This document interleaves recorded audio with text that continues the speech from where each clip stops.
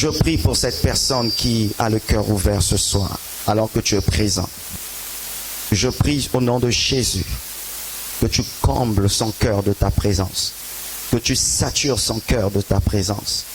Là où il y a des blessures intérieures, je prie que ça soit guéri, guéri par la main puissante de Dieu. Toi qui, depuis un certain temps, tu sens qu'il y a un vide au-dedans de toi. Tu sens qu'il y a un manque d'amour, manque d'affection de tes parents. Je te présente un parent ce soir. Je te présente ton père, ta mère. Il est tout pour toi, le Saint-Esprit. Je prie là où tu es, là où tu te trouves, que la chaleur de l'amour de Dieu comble ton cœur. Au nom de Jésus, que tu sois saturé, comblé, inondé de son amour. Que tu puisses sortir du complexe. Plus jamais tu diras que tu es orphelin. Plus jamais que tu diras que tu es orpheline. Plus jamais. Parce que la main de Dieu travaille dans ton cœur ce soir. Le ciel est ouvert. Le ciel est ouvert. Le ciel est ouvert. Le ciel est ouvert. Le ciel est ouvert. Reçois cela, reçois cela, reçois cela, reçois cela, reçois cela. Que cette main te comble, que cette main te comble, que cette main te comble, qu'il te sature au nom de Jésus-Christ de Nazareth.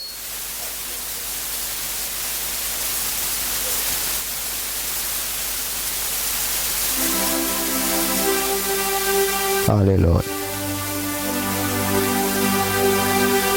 Merci Saint-Esprit. Que l'honneur et la gloire te reviennent. Au nom de Jésus. Amen. Pouvons-nous acclamer la présence de Dieu? On acclame le Saint-Esprit. Amen. Est-ce qu'on peut m'aider à bien régler ça? Il y a trop de treble apparemment. Alléluia. Gloire à Dieu. Nous restons debout, nous allons lire la parole de Dieu. Nous sommes dans Luc chapitre 16. À partir du verset 19. Veuillez vous rasseoir s'il vous plaît. Je vous salue au nom de Jésus. Ce soir, je vais continuer ce qu'on a commencé à aborder depuis le mardi. Le thème de notre enseignement s'intitule « Pense à ton éternité ». C'est de ça que nous allons poursuivre parce que le Seigneur m'a convaincu de revenir sur certains points. Le mardi, il y a eu beaucoup de choses qui ont été dites. Nous avons parlé d'abord sur le cas de Lazare et nous avons aussi parlé sur le cas de l'homme riche. Et par la grâce de Dieu, je vais poursuivre selon que le Seigneur m'a mis à cœur. Bien-aimés, vous savez, nous avons l'habitude de le dire, mais c'est toujours important de pouvoir préciser cela. Quand tu viens à une église, surtout quand c'est pour ta première fois, s'il y a une chose qui doit t'intéresser, c'est de connaître la vision qui est rattachée à cette église. Et pour nous, la vision, c'est que nous tous, sans exception, que nous puissions rentrer dans l'arche. L'arche qui symbolise l'enlèvement, la nouvelle Jérusalem, le ciel, le paradis. Mais pourquoi cet homme riche s'est retrouvé dans le mauvais séjour de mort? Pourquoi? Pourquoi son âme a été perdue alors qu'il avait tout? Je vais toucher certains points que nous avons dit mardi et par la grâce de Dieu, je vais aller en profondeur selon que le Saint-Esprit va nous conduire ce soir. La première des choses à savoir, l'homme riche avait tout, c'est vrai. Il possédait tous les biens. C'est parce que cette personne ne connaissait pas le Seigneur. Il ne connaissait pas son Créateur. Il avait oublié qu'il était la créature. Mon frère, ma soeur, l'argent a une puissance. L'argent confère le pouvoir. L'argent te donne un certain nombre de choses. L'argent peut te conférer même de l'autorité. Aujourd'hui, avec l'argent, beaucoup en font ce qu'ils veulent. Quelqu'un est prêt à investir beaucoup d'argent rien que pour tourner des films d'horreur. Il est prêt à investir beaucoup d'argent pour tourner des films de vampires. Il est prêt à investir beaucoup d'argent pour faire des choses qui est dans le but de détruire la vie des gens. Il est capable d'investir beaucoup d'argent rien que pour créer un virus qui va détruire les gens, et lui-même il va créer un médicament remède parce qu'il sait que ça va lui donner de l'argent. Avec l'argent, les gens sont prêts à tout faire. Avec l'argent, les gens sont même prêts à sacrifier père, mère, frère, soeur, rien que pour devenir riche. Avec l'argent, quelqu'un est prêt à renier sa foi. Avec l'argent, un jeune homme est prêt à avoir des rapports avec une personne qui est très âgée que lui parce qu'on lui a proposé de l'argent. Une jeune fille est prête à offrir son corps à une personne qui est très âgée à cause de l'argent. L'argent a une influence. D'autres en ont vendu des enfants. Ils ont vendu tout ce qu'ils avaient à cause de l'argent. Ceux qui tournent même des films pornographiques, c'est à cause de l'argent. Ceux qui s'exposent nus dans des clips, c'est à cause de l'argent. L'argent a une influence terrible. Et à force de l'aimer, ça a poussé beaucoup dans l'idolâtrie. Lorsqu'on parle, lorsque Jésus-Christ dit tu ne peux pas aimer Dieu et tu aimes maman. Maman ici, il s'agit d'une idolâtrie. Il s'agit, je peux dire que c'est un démon qui a de l'influence en ce qui concerne l'argent. Pour l'argent, tu es prêt à trahir les gens. Cet homme avait atteint ce pouvoir, il ne craignait personne. Il ne savait pas qu'il avait un créateur. Il était riche. J'aimerais une fois de plus insister sur toi qui te dis chrétien alors que tu ne l'es pas. Tu t'appuies certainement sur le peu de connaissances que tu as. Tu t'appuies certainement sur les relations que tu as. Tu t'appuies du fait que dans ta maison tout le monde prie. Tu t'appuies du fait que tu fréquentes les chrétiens alors que tu ne l'es pas. Tu t'appuies sur ta richesse qui est ton argent, ta richesse qui est ta beauté, ta richesse qui sont tes compétences ou tes capacités. Laisse-moi te dire que tu es déjà perdu. Parce qu'il y a des gens qui ont plus que toi, qui ont mieux que toi. Mais aujourd'hui, ils sont perdus. Mais lorsque tu sais que ta relation avec Christ n'est pas stable et que tu ne le connais pas, parce qu'il est possible de connaître l'Église mais de ne pas connaître Jésus. Il est possible d'avoir des informations sur la parole de Dieu, mais tu ne connais pas le Dieu de la parole. Il est possible d'être docteur de la loi, mais tu n'es pas né de nouveau. Il est possible même de parler de la Bible aux autres alors que toi, tu n'es pas né de nouveau. Il est possible d'être assidu à l'église, mais tu n'as aucune relation avec Jésus. Il est possible même de chanter alors que tu n'es pas né de nouveau. Je répète encore, je te pose la même question que nous avons posée le mardi. Est-ce que ton nom est écrit dans le livre de vie? À quel moment on reconnaît quelqu'un qui est né de nouveau? Le Saint-Esprit rend témoignage à son esprit qu'il est un enfant de Dieu. Ce n'est pas le pasteur qui te l'a dit, mais toi-même tu as un témoignage que je suis né de nouveau. Toi-même tu as un témoignage que tu appartiens à Jésus. L'assurance des assurances. Est-ce que tu as cette assurance-là? Est-ce que tu as cette garantie? J'aimerais aller plus loin. Il est possible d'être pasteur, mais ne pas naître de nouveau. Il y a des gens aujourd'hui, on établit pasteur parce que la personne a un diplôme théologique, mais il n'est pas né de nouveau. Ce n'est pas parce que tes parents sont nés de nouveau que toi tu es né de nouveau. Ce n'est pas parce que tu as un père qui est pasteur que toi forcément tu es né de nouveau. C'est faux. On ne devient pas chrétien du fait que tu es sorti du ventre de ta mère. Ça c'est la première naissance. On devient chrétien du fait que tu acceptes Jésus comme Seigneur et Sauveur. C'est ça la nouvelle naissance. Et ce n'est pas le fait que ce jour-là à l'église, tu t'es avancé ici, tu as reçu Jésus comme Seigneur et Sauveur que tu es né de nouveau parce qu'il y a de l'escroquerie spirituelle. Je peux recevoir Jésus de ma bouche, mais je ne l'ai pas reçu de mon cœur. Je peux passer par les eaux de baptême par action, mais je ne suis pas passé par les eaux de baptême de tout mon cœur. Et ça fait de sorte qu'après quoi, on remarque que c'est comme si tu es toujours resté la même personne. Dans le monde spirituel, c'est comme un mort-né, un prématuré spirituel. Est-ce que tu es né de nouveau? Quelle est ta relation avec Dieu? Si maintenant tu veux venir témoigner, peux-tu attester que tu es né de nouveau? À quel moment on reconnaît que tu es né de nouveau? par la grâce de Dieu, il y a un changement. La musique du monde qui m'attirait n'a plus d'effet sur moi. Les mauvaises relations qui m'attiraient n'a plus d'effet sur moi. La boisson que j'aimais n'a plus d'effet sur moi. La pornographie que j'aimais suivre, il n'y a plus d'effet sur moi. Ma copine auquel on était ensemble, depuis un certain temps, je sens un dégoût. C'est-à-dire que j'ai comme si je n'ai pas la paix. Elle n'a plus d'effet sur moi. Au contraire, je me suis séparé de la personne. Là, on reconnaît que tu es né de nouveau. Quiconque a la nature de Dieu ne peut pas demeurer dans le péché. Il peut commettre, c'est vrai, mais automatiquement il se repent parce que sa nature c'est la sainteté.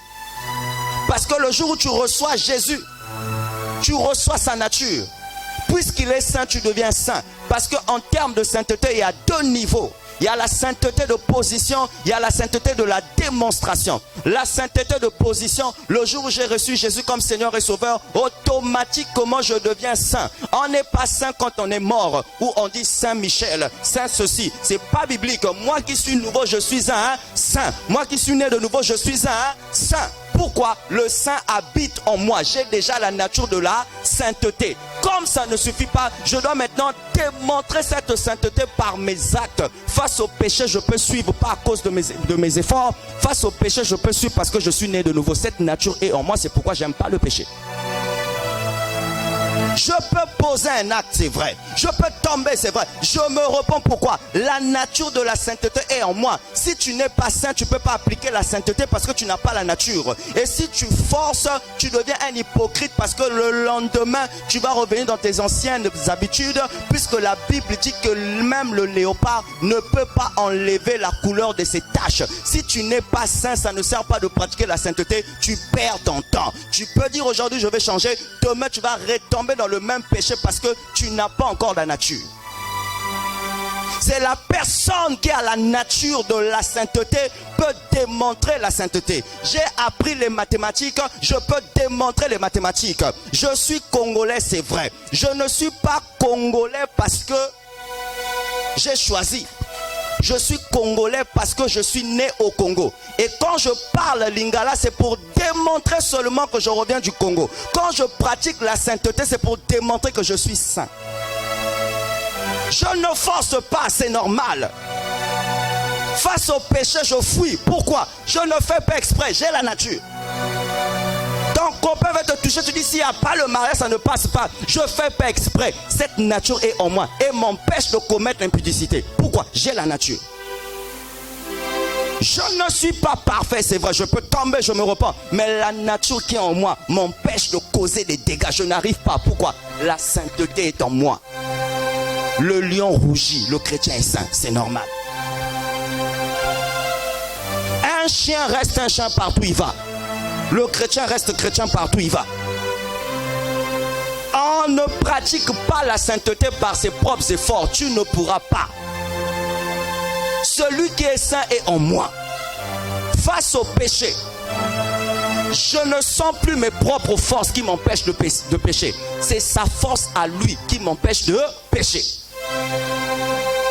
Seul, tu ne pourras pas. Si tu n'as pas compris ce principe, n'accepte même pas des responsabilités de l'église. Tu vas commettre des dégâts. L'homme riche ne connaissait pas le Seigneur. Et je te pose la question, est-ce que tu le connais? Si tu ne le connais pas ce soir, prends un nouveau départ avec Jésus. Avant qu'il ne soit trop tard. Avant qu'il ne soit trop tard. Lui, il s'appuyait sur ses biens, mais il ne savait pas qu'il y a l'éternité.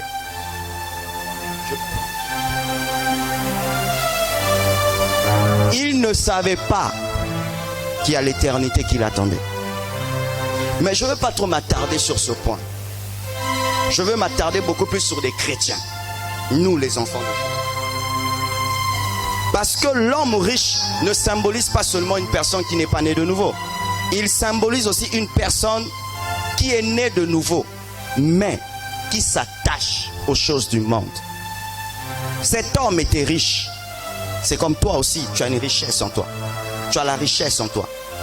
L'or et l'argent appartiennent à Jésus, à ton Père.